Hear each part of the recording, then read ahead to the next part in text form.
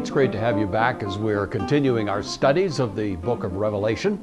If you've been following along, you know that right now we're working our way through chapter 17, which in some cases has been regarded as the answer key, you might say, to the entire book.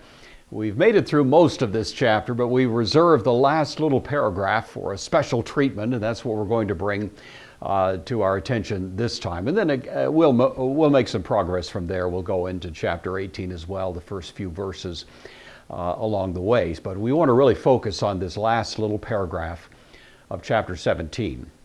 If you just look at the overall outline of this chapter, you might say it follows the following kind of headings. You might say, at least I would say, it's the who, and then the when, and then the what. Who, when, what. That's kind of the overall scheme. We, of course, discover the who right at the beginning of it when we see two characters that are portrayed for us. We have a woman, and our first impression is she's so beautiful. It just seems so amazing, the wonderful descriptions that are provided. But when we look a little closer, we see that within that apparent beauty is deep corruption. And that, of course, is the great contrast. What we originally thought we saw and what's actually there. This, of course, depicts Jerusalem in the first century. We see plenty of evidence of that very kind of thing, of course, throughout the gospel accounts and elsewhere. When Jesus was approaching Jerusalem in anticipation of the triumphal entry, you recall he looked at a fig tree. It was covered with leaves. It looked great, but of course when he looked inside there was no fruit.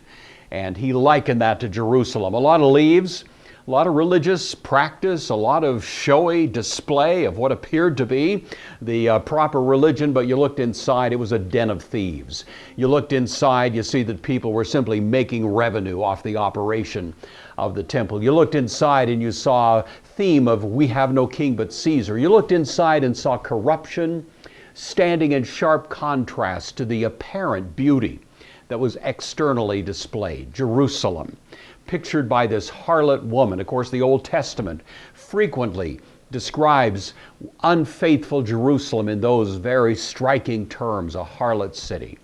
But she's sitting on a scarlet beast that's covered with blasphemous names and has 7 heads and 10 horns. Well, we don't have to think about that too hard to figure out that the other who in this description is Rome. There's the woman sitting on the back of Rome. That is to say, propped up, supported, cozy, comfortable, secure, there under the apparent protection of Rome. And that was, of course, what gave Jerusalem this feeling of confidence. They weren't relying on the God who had delivered them through all their great history. They were relying on Rome, just as the ancient Israelites tried to rely on Egypt or Assyria or other pagan powers. Now Jerusalem is doing the same thing, relying on a pagan power to keep her propped up. And she felt pretty good about it. We're going to see in the text we look at this morning, she boasted, I sit as queen, I'm not a widow, I'll never mourn, I'll never lose, I'm in good shape. But there was always that precarious fear.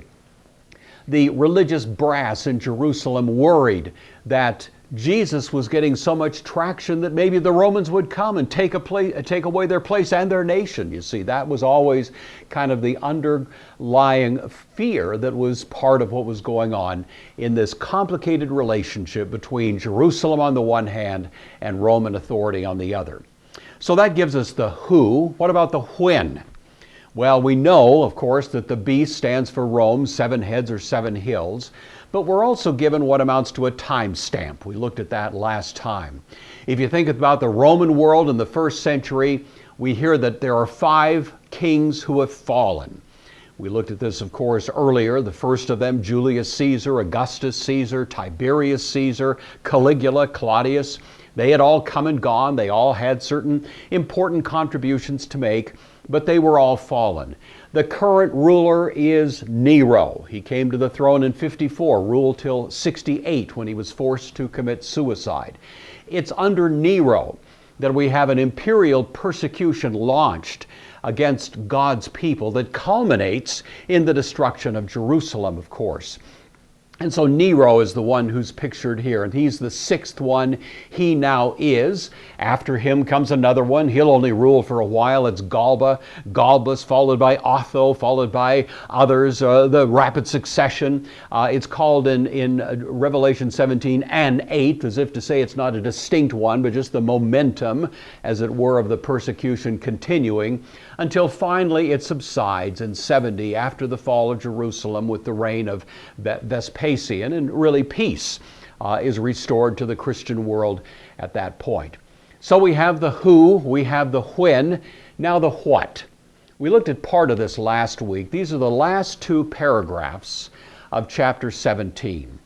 The first of these paragraphs says, the beast and the 10 horns launched a campaign against the Lamb. That is, the beginning of this empire word persecution was aimed directly at Christians.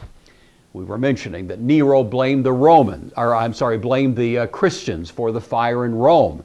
Nero wanted to pin the blame on them, although obviously they were not responsible for that fire at all. But that was where the blame was lodged.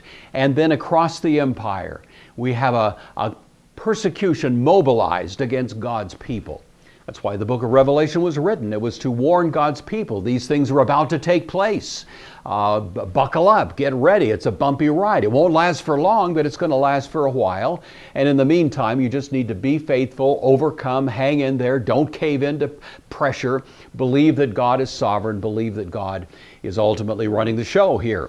And so that was the beginning of this persecution, but then a very strange and somewhat unexpected development in the very last paragraph of this chapter, which is what we pick up now. We learn that though the persecution began against the Lamb and his people, that is to say against Christians, somehow it morphed into a campaign against Jerusalem. And that's really where we pick up the story. So I want to give you that concluding paragraph, and notice now how the beast turns against the woman, you see. That's the twist that takes place. And so we'll pick up with verse 15 of chapter 17, reading a little bit as well into chapter 18 of this book. So here we are, Revelation chapter 17, beginning at verse 15. Book of Revelation, the Word of God. The waters you saw where the prostitute sits are peoples, multitudes, nations, and languages. The beast and the 10 horns will hate the woman. They will bring her to ruin and leave her naked. They will eat her flesh and burn her with fire. For God has put it in their hearts to accomplish his purpose by agreeing to give the beast their power to rule until God's words are fulfilled. The woman you saw is the great city that rules over the kings of the earth. Then I saw another angel coming down from heaven. He had great authority, and the earth was illuminated with his splendor. With a mighty voice he shouted, "Fallen, fallen is Babylon the Great. She's become a home for demons, a haunt for every evil spirit, a haunt for every unclean and detestable bird. For all the nations drank the wine of her adulteries. The kings of the earth committed adultery with her, and the merchants of the earth grew rich from her excessive luxuries."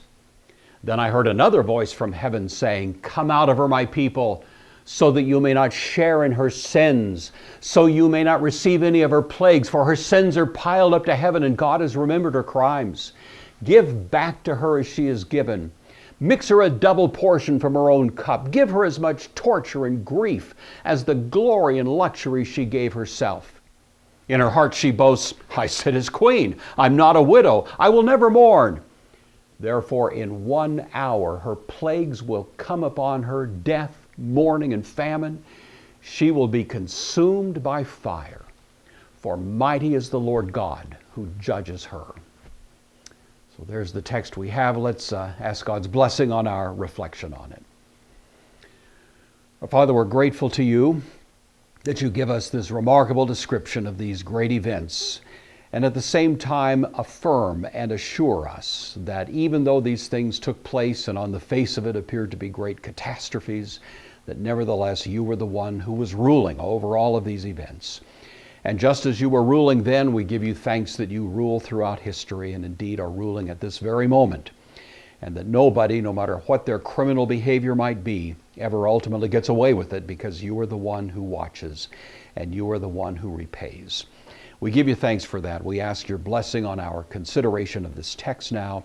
All of this in the name of Christ. Amen. All right, well, picking up at verse 15, the angel says to John, explaining now that original vision of the woman sitting on many waters, you recall. We have an explanation of what those waters stand for. He says, the waters you saw where the harlot sits are peoples, multitudes, nations, and tongues.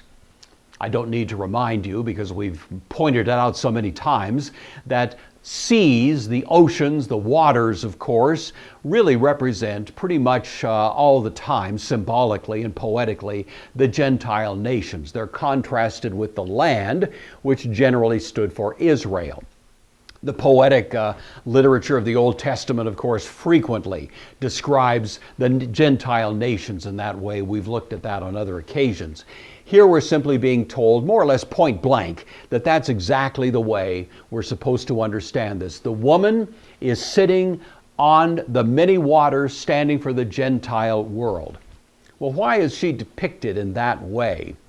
It's probably because Jerusalem was one of the most influential cities in the ancient world, and there were Jewish people, merchants and political characters, scattered throughout the empire who had a huge impact on the policies of Rome. These people were found in every echelon of Jewish society at the time. The Jewish world had a great demotion after the fall of Jerusalem. Jerusalem was their center of power. And when Jerusalem was gone, the Jewish influence largely diminished as well, whereas Christian people increased in their influence, you might say.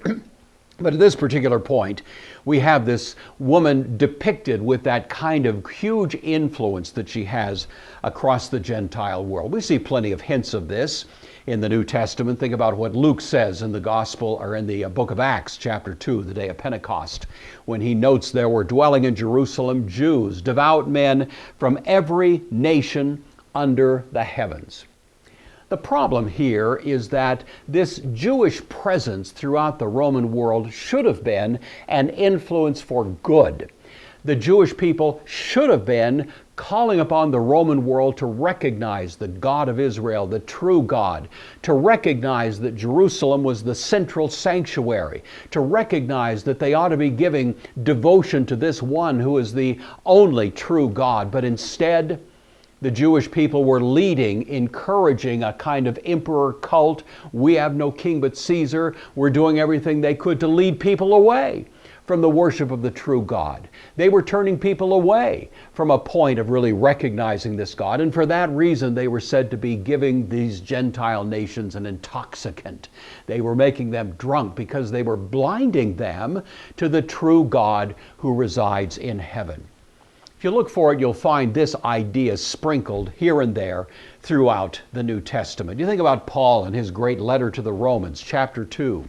He turns his attention in particular to the Jewish population of his day. And he begins saying in chapter 2, verse 17, look, you call yourself a Jew. You rest in the law. You're so confident, in other words, of the law. You make your boast in God as if you have a special in with the deity. You are so sure you know His will, approve the things that are excellent. And on he goes, delineating all the boasts that were commonly made by the Jewish people of the first century. But then he closes in with his indictment. Okay, you who teach others, how come you don't teach yourself? You who preach a man shouldn't steal, how come you're engaged in stealing left and right? You who say don't commit adultery, this idolatrous practice of yours, of course, amounts to nothing other than adultery. You say you abhor idols, but you're robbing temples. You're making money hand over fist over a kind of idolatrous religious practice. You make your boast in the law, and yet you dishonor God by breaking the law. And then he cites the Old Testament. And that great statement, the name of God is blasphemed among the Gentiles because of you. You see, these Jewish people were sitting on many waters. But instead of causing the Gentiles, symbolized by those waters, to recognize the true God was being blasphemed precisely because of the influence of the Jewish people in the ancient world. Well, something changes, some kind of strange, unexpected reversal that is depicted for us now in verse 16. The 10 horns which you saw and the beast, these will hate the woman, the harlot, the prostitute, make her desolate and naked, eat her flesh, burn her with fire. Who'd have thunk it? Back in the beginning of this chapter, she was sitting there on the back of the beast. She was cozy. She was secure. She didn't have anything to worry about. She had it made in the shade. And now by the time the chapter is over, what's happened? The very beast that was supposed to be supporting her turns against her. It's precisely what happened, of course. And that's why this chapter makes so clear what we're actually seeing in the entire book of Revelation. So the beast, the 10 horns, turn about. It's an astonishing reversal of fortunes as the combined forces of Rome and her allies bring to bear against the woman the fourfold expression of wrath that's found in the Old Testament. You notice all of the items, 4 of them that are mentioned here, as ways in which this wrath is going to be poured out. You'll make her desolate. Number 2, make her naked. Number 3, eat her flesh. Number 4, burn her with fire. These all reflect very important ways of describing the plagues, the judgments against Jerusalem in the Old Testament. Desolate. Well, Jesus himself said, of course, at the end of his great diatribe against the religious brass of his day, when he says to them, "Woe to you, scribes and Pharisees," and so on, that whole chapter 23 of Matthew punctuates with this powerful statement, "Your house is left to you desolate." A little later, when the disciples ask him the meaning of this, he explains in the Olivet Discourse that they should be on their watch, looking for that moment that was called the abomination that desolates, the abomination that leaves the temple, in a sense, in a state of not operating anymore. It's been abominated and it's left with shutters flapping in the wind, you might say, without any great function to perform. Of course, that phrase, the abomination of desolation, is borrowed from Daniel chapter 9, where the same word, desolate, is used repeatedly to drive home the point of a judgment. The end of it, that is the end of Jerusalem, shall be with a flood not of water, of course, but of the military forces that came in. We've looked at that before. The end of the war will be desolations. He continues, and on the wing of abomination shall be one who makes desolate, even until the consummation which is determined is poured out on the desolate. What does it mean? It means this great temple, which had a rich history, had been a center of worship, has now ceased to be that.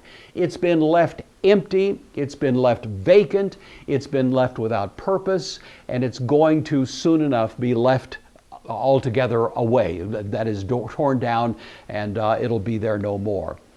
They'll leave you naked. This is taken from Ezekiel chapter 16. We've mentioned this. It's a remarkable chapter, really looking forward to these events.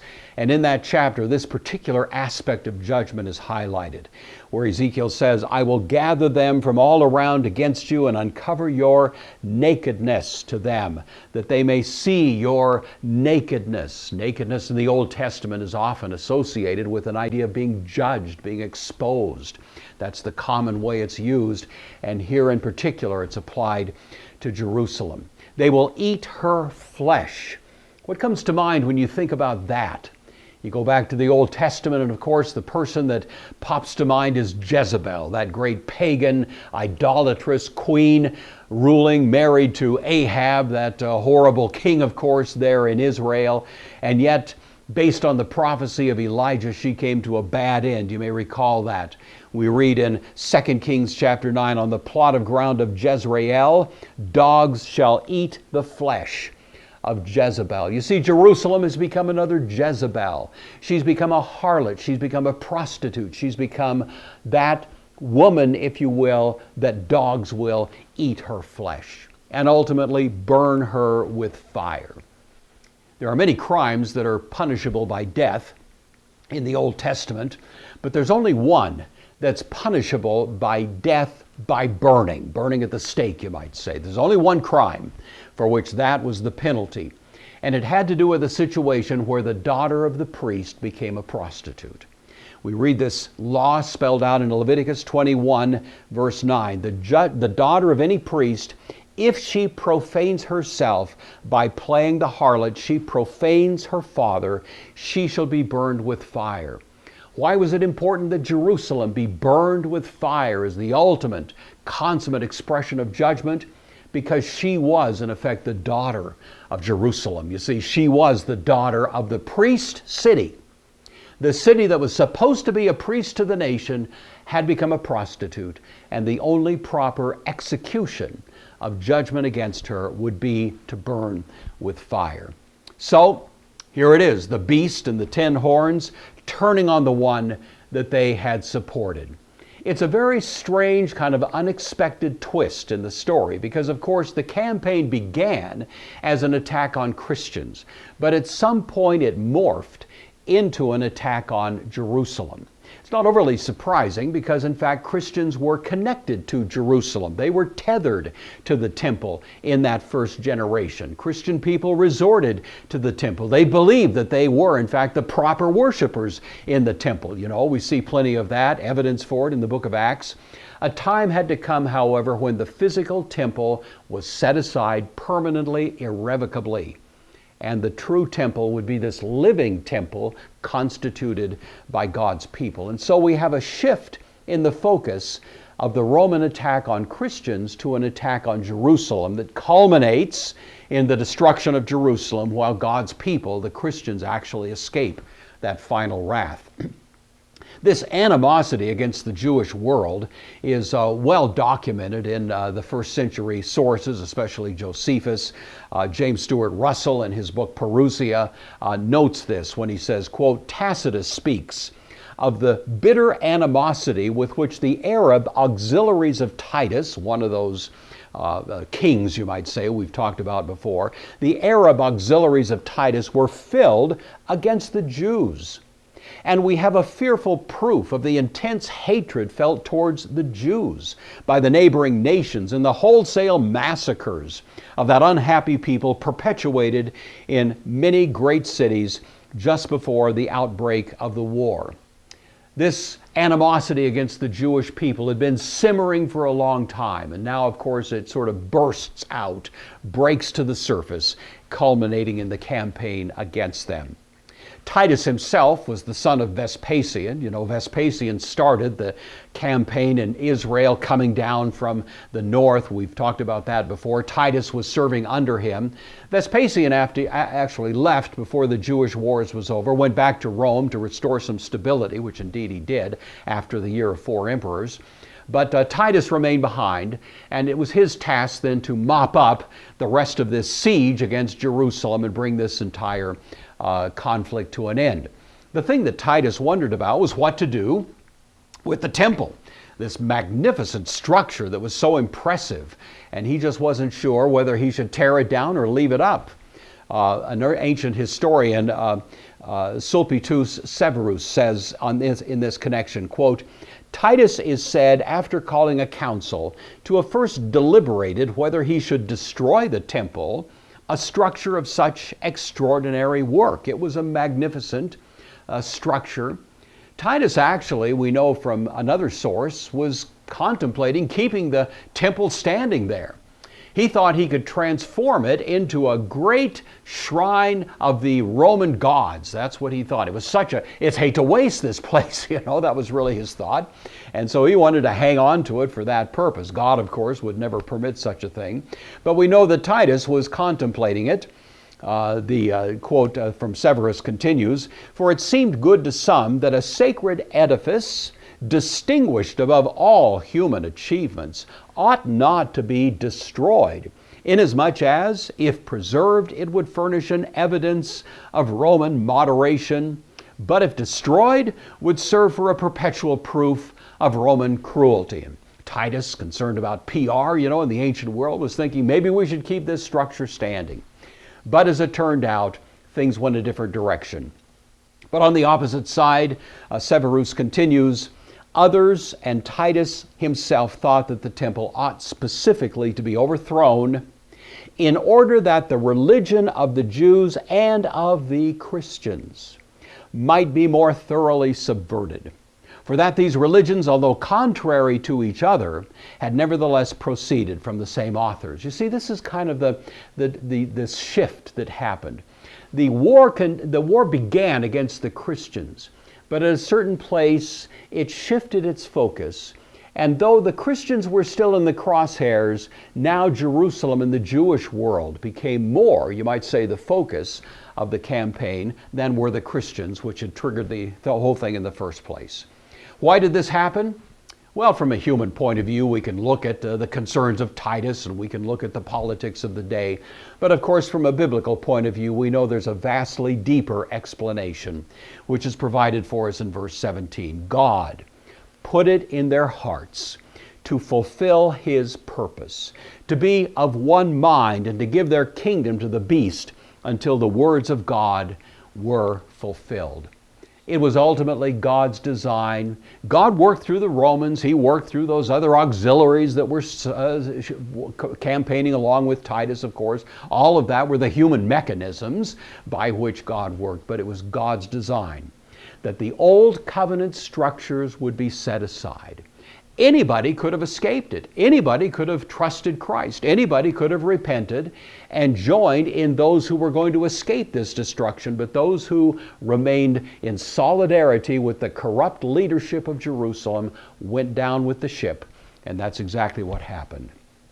This verse is a reminder, says one commentator, that God uses evil men to accomplish his good purposes, both in the ancient world and in the present one. We read that great statement back in Genesis 50. What you intended for harm, God intended for good, Joseph said to his brothers. This is true throughout history. We're living in a time when many of us believe we see very wicked people who are seizing power and strutting their authority and trying to do things that are not only illegal but really completely unethical and unjustifiable. And we wonder, how can all of these things be happening?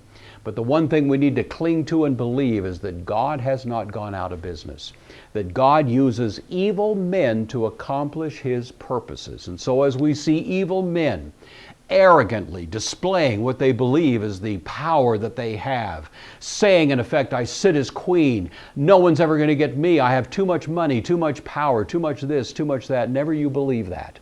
God is still sovereign. He is the one who still dictates what happens on this planet. And this story is not over yet. Well, finally, the chapter concludes, the woman whom you saw is the great city that reigns over the kings of the earth. The great city in Revelation, it can only be Jerusalem. We saw that announced back there in chapter 11.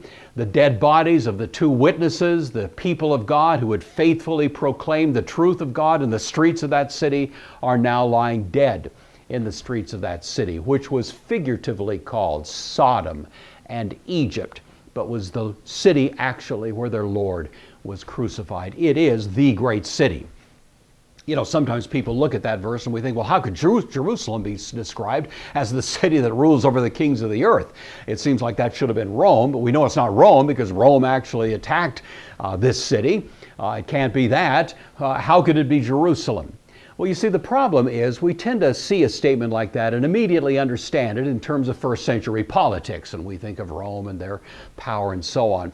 But statements like that, in fact, the entire book of Revelation, as we've repeatedly affirmed, has to be understood in light of what the Old Testament is saying. It is, in a sense, bringing to a conclusion so much of the Old Testament message. And one thing is quite obvious from the Old Testament, and that is that Jerusalem was the capital of the world, you see, at least the religious capital. It was the place that was the house of prayer for the nations. It was the place where the peoples of the earth were to come and worship the true God. That's why David says in the 2nd Psalm, "Yet I've set my king on my holy hill of Zion," celebrating Jerusalem, of course, through its years. Psalm 48, David says, "Beautiful in elevation, the joy of the whole earth is Mount Zion on the sides of the north, the city of the great king." Even when Jerusalem was destroyed by the Babylonians in 586, Jeremiah, lamenting that great destruction, still regards this city as the city of the great king. Listen to this from Lamentations chapter 2. "All who pass by clap their hands at you. They hiss and shake their heads at the daughter of Jerusalem." Is this that city that's called the perfection of beauty, the joy of the whole earth? Even now lying in ruins, that was the idea connected to that. It continues in the New Testament. You know, when Jesus was giving the Sermon on the Mount, and he warns against taking oaths. Don't swear, he says, by heaven, because it's God's throne. But notice he also adds, don't swear by earth, for it is his footstool, or by Jerusalem. Why? Because it's the city of the great king. This is the city that rules over the kings of the earth. And so we have this remarkable description of how Jerusalem becomes the target of the campaign that had originally been launched against the Christians. David Chilton says, Josephus points out repeatedly that the nations had historically recognized the sanctity and centrality of the temple. Josephus says this celebrated place was esteemed holy by all mankind. Even though Rome might have been the political capital, this was really true as the ultimate holy city, even by people who weren't worshipers of the true God. That was simply its reputation. In fact, Chilton continues, the action of Jewish rebels in the summer of 66 of halting the daily sacrifices for the emperor in violation, Josephus points out, of long-standing practice was the single event which finally precipitated the Roman war against the Jews. It was in 66 that, in a sense, the temple went out of business. The sacrifices were stopped. It was probably the event referred to as that abominable act that left the place desolate. Jesus had said, when you see such an act, leave town. Luke modifies the statement to make it clear to a Gentile reader. When you see Jerusalem surrounded by armies, get out of town. It all happened about the same time. It was there in 66, and it seems to be that that was the triggering event, the abomination of desolation that became the signal for God's people to come out of her, as we're going to see in just a moment. So it continues, even at the very end, Titus was prepared to raze the city to the ground, but he was still pleading with the Jewish priests to offer up the sacrifices. They were refusing to do it, you see. The temple was desolate. By now, it had become entirely discontinued, those sacrifices. So, now chapter 18, kind of a retrospective on what's happened. A great angel comes down from heaven, having great authority. The earth is illuminated by his splendor. I don't think we have too much trouble recognizing once again this is a way of depicting Christ himself, who is now announcing in a loud voice, Babylon the Great is fallen, has become a dwelling of demons, a prison for every foul spirit, a cage for every unclean and detestable bird. Babylon the Great is fallen. Jerusalem the Great is fallen. This great Babylon. Babylon used to be the worst enemy of God's people. Now Jerusalem itself had become the Babylon, had become the worst enemy of the people who were truly devoted to worshiping God through Christ. So the great city had fallen.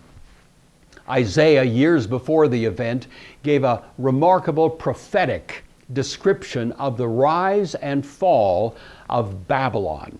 And in that, he describes in chapter 21, verse 9, Babylon is fallen, is fallen. All her carved images have broken to the ground. That was a famous phrase. It applied to the old Babylon, but now it's been brought forward, you see, and applied with new vigor in this new Babylonian situation. What's the effect of her fall? She's become a place, a habitation of demons, demon-possessed. You know, it really was probably a pretty good description of what happened. You may recall back in chapter 9, we talked about those locusts that came out of the smoke. Diabolical insanity, we called it. It was a kind of demon possession that seized the city and was the precursor to her destruction. She's become a cage for birds. This is another image from the Old Testament description of Babylon, which was said to have become a habitation of these birds of prey. Their houses will be full of owls. Ostriches will dwell there. The wild goats will caper there. Why these destructions? Why of these cataclysms? Because this was the city that had served up a sacrament of judgment, a sacrament of drunkenness, a sacrament of intoxication. She was supposed to bring the people to Jerusalem to worship the true God, to give, as it were, a sacrament of worship.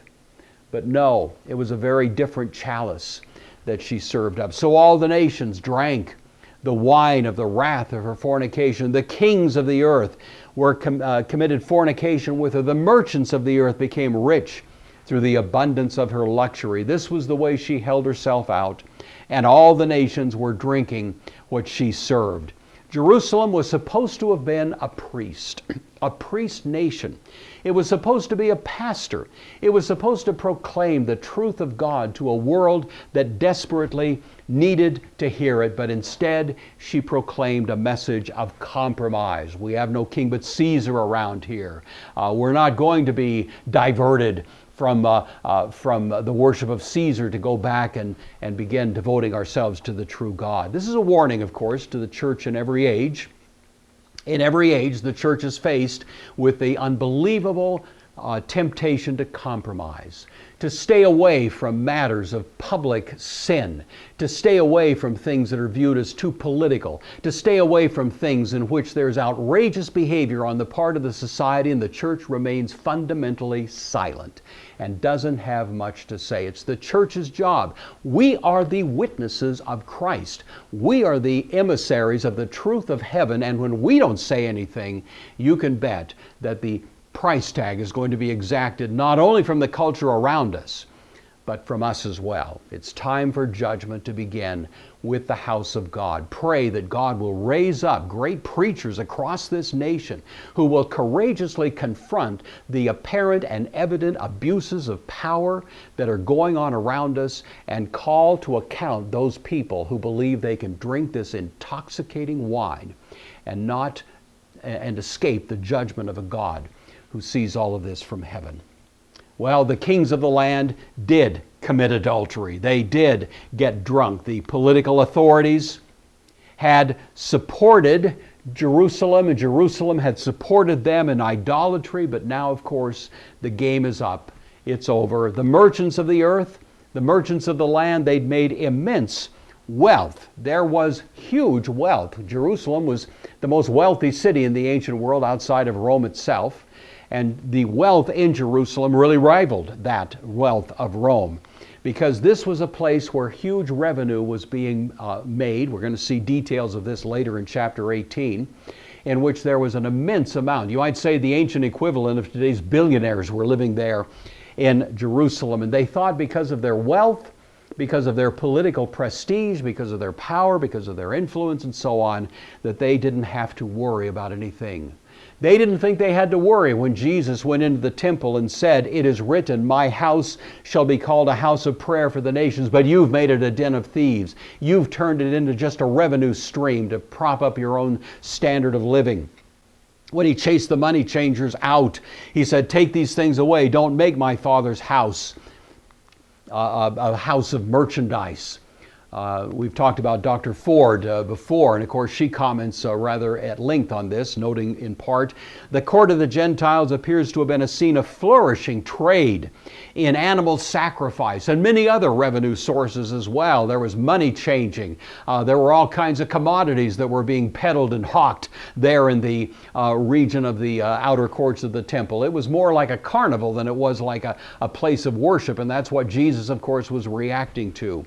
All of this revenue, of course, flowed into the upper echelons, the oligarchy, you might say, of Jerusalem, those immensely wealthy but relatively few people who ran the whole show. But of course, many others had aligned themselves with them to stay on their good side, you see, to not run into problems by going afoul of these who were in such positions of power. Well, that was what was going on. It was beautiful on the outside, but corrupt on the inside. But God's people were given fair warning to escape it, and that's what verse 4 introduces for us. Another voice from heaven said, "Come out of her, my people, lest you share in her sins, lest you receive any of her plagues." This is the voice, another of the same kind is the sense of the Greek there. Another voice calling out, another of the same authority, get out of town. It's the Exodus motif. We've talked about that before. We certainly see it in connection with Isaiah's predictions, as we mentioned earlier, regarding Babylon, that God's people would be there, but now comes the opportunity to leave. And Isaiah himself, looking forward prophetically to that moment, said, "Go forth from Babylon, flee from the Chaldeans, with a voice of singing, declare, proclaim this, utter it to the end of the earth, say, the Lord has redeemed his servant Jacob." That was Isaiah depicting the old Babylon, but now the same language is applied to the new Babylon. It is, of course, essentially what Jesus had said in the Olivet Discourse. When you see the triggering events that I've been describing for you, let those who are in Judea flee to the mountain. If you're in Judea, in the environs of Jerusalem, get out. Let him who is on the housetop not go down and pack his bags. You see, the time is short, get out of town. Let him who is in the field not go back to get his clothes. This was a time of immediate departure. The city was going to be laid to ruins, and these people were given the opportunity to escape, and we understand from historical records that's exactly what happened. The Christian people left town, but the city itself came under the great campaign of destruction from Titus, from Vespasian, from the Romans. Jesus himself had given a word of encouragement right along with this warning, saying that even though you're being forced to leave town, look at this as the moment of your redemption, the moment of your salvation. Now, when these things begin to happen, he says, look up, lift up your heads, because your redemption draws near as it indeed did. Historically speaking here, it was only a matter of time and not much time before there would be peace, and God's people would be unmolested for a good long time to come after these great events took place. Well, get out of town, lest you share her sins. You've got to avoid the compromise of the city. You have to avoid the prospect of enduring the plagues that are going to be poured out, because the sins of this place have reached to heaven. God has remembered her iniquities. It sounds a little bit like the Tower of Babel, in which the sins had reached to heaven. And this, of course, is really the idea that's being depicted here. Jeremiah had said as much. He said in chapter 51, in his great chapter against Babylon, this is Jeremiah now, living through these events, and describing, of course, the events that are going to take place, saying, in effect, to God's people, forsake her, let us go everyone to his own country, for her judgment reaches to heaven and is lifted up to the skies. Why is this happening? Because God has remembered her iniquities. If you are a repentant person, the Bible says God has forgotten your sins. Isn't that comforting to know that God has separated your sins from you as far as the east is from the west? God will never remember them against you again. But if you are unrepentant, God remembers every bit of it. Paul says we store up wrath against the day of wrath and the revelation of the righteous judgment of God. That generation never repented. Rather, it kept filling up a cup that was approaching the point of being filled to overflowing. It's why Jesus said in Matthew 23, fill up then the measure of your Father's guilt, so that on you may come the righteous blood that's been shed on the earth.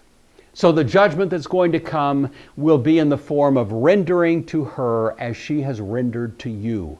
Jerusalem had been responsible for years of campaigns of persecution against Christian people. Saul of Tarsus was a ringleader, dragging people back to Jerusalem, trying them, in many cases executing them. These were the crimes. The souls of these people cried out from the ground. The blood had been drunk in that city, and the souls were under the altar, crying out, "How long?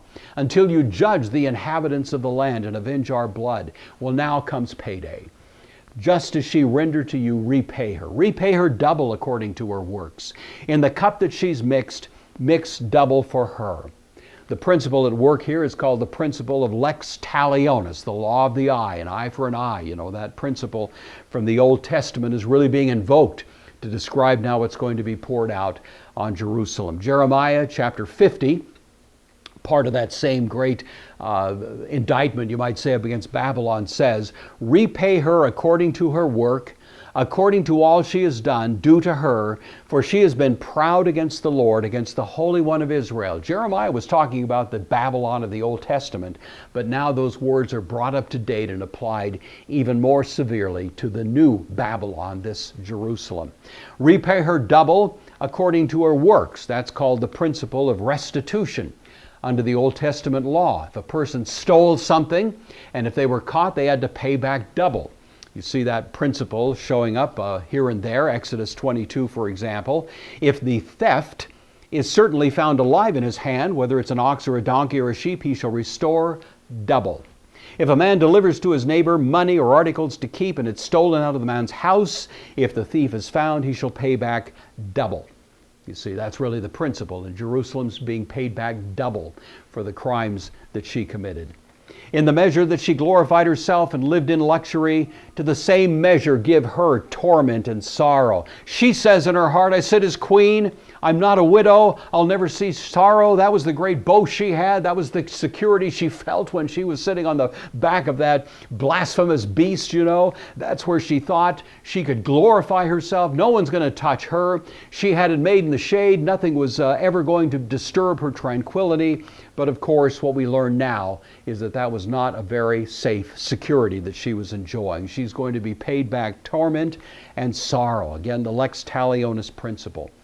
She had claimed that she had this kind of, this sort of image of a woman, you see, who was completely secure. That's an image, by the way, once again taken from Isaiah chapter 47, in which he uses that very kind of descriptive language.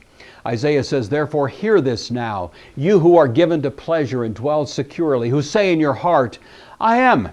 There's no one besides me.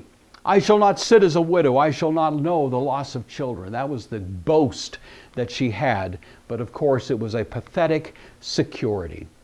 One commentator said, "The blindness of pride is the worst and most crippling of all. A false security can be the precursor to the most catastrophic collapse." There are people in the world right now who are living in the blindness of their pride. They're living in a kind of intoxicated belief that they've been able to break all the rules and come out the winner. But don't you believe it. That false security can be the precursor to the most catastrophic collapse. So the last verse we have here, "Therefore her plagues will come in one day, swiftly. Death, mourning, famine, shall be consumed by fire, for strong is the Lord God who judges her." It came with rapidity. Paul had warned in 1 Thessalonians, when they say peace and safety, then sudden destruction comes upon them. It comes in the form of death, mourning, and famine. That also is language taken from Isaiah, who says, "These two things shall come to you in a moment, in one day, the loss of children and widowhood. They shall come upon you in their fullness, because of the multitude of your sorceries, for the great abundance of your enchantments." The end game, utterly burned with fire. It was the punishment of a priest's daughter turned to harlotry, and of course it's the final description of the judgment that befell Jerusalem. Why? Because God who judges her is holy and powerful. The judgment was complete, and it was complete such that if you had been there, you might look at what used to be Jerusalem, and it just looked like an empty, vacant field, you know. Josephus gives remarkable descriptions of this. He says, for example, in one text, "But for all the rest of the wall surrounding Jerusalem, it was so thoroughly laid even with the ground by those that dug it up to the foundation, that there was left nothing to make those who came hither believe it had ever been inhabited.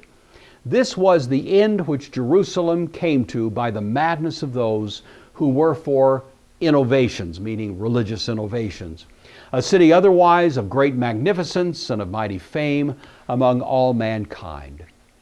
One commentator said the pretentious might of this world is no match for the true might of God's rule. Those who are inflated with their own egotistical belief that they have sort of been able to beat the game, get out on top, break the laws, and not be caught, are in for a big surprise. And that's the promise of this text, and it's been the way God has worked throughout history on many, many occasions. Well, there's more to say, of course, about this. The next part of the book of, of chapter 18, is going to delineate those three kinds of people.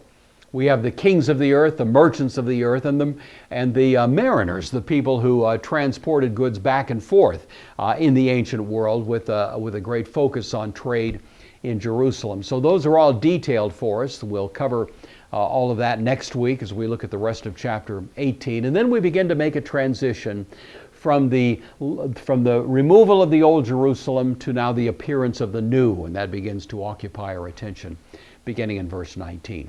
But for now, let's leave it at this, just based on some of the things we learned from this text. God will, from time to time, allow certain individuals to believe that they, quote, sit as queen, above all threats of loss, able to wield financial, political, religious power with impunity. Few names come to mind. I won't mention them, but you may have some in your mind as well. People who just think they've been able to game the system, and come out on top, and that they sit as queen, as it were, just as Jerusalem did.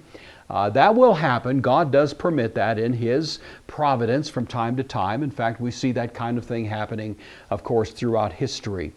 But God will not finally permit such inflated pride to succeed, but will demonstrate again that the, quote, scepter of righteousness is in the hand of the king. Your throne is a throne that has a scepter of righteousness. We hear in Hebrews chapter 1, quoting an Old Testament text. Christ rules. He's the ruler of the kings of the earth, and in His hand is a scepter of righteousness. He may give inflated egos a little time to create a little wealth and to create a little power and influence and to deceive themselves into thinking that they've been able to accomplish something in spite of God's law, but it won't happen forever. And sometimes catastrophe befalls such people in a heartbeat. And that's really what this text is reminding us of in no uncertain terms. And finally, God calls His people, that's us, to believe His word, to proclaim His truth, and to obey His rule, and to confidently rest in the assurance that by His mercy the meek really will inherit the earth. It may take a while. There may be a little bit of a bumpy road for us as there was for them, but ultimately God is the one who is watching over His people, and God is the one who will see it through to an end in which Christ is honored, His name is glorified, and in which God's people are vindicated. So I hope that's encouraging to you as it is to me. We're going to leave it off at this point. I appreciate having you participating as we plow along in our studies of the book of Revelation. As I say, next week we'll be picking up the rest of this chapter 18. So until then, I hope that things are going well with you. I hope that you continue to live in the great confidence that God is watching over you and protecting you and caring for you. And until we meet again, may God richly bless you and yours, now and forever.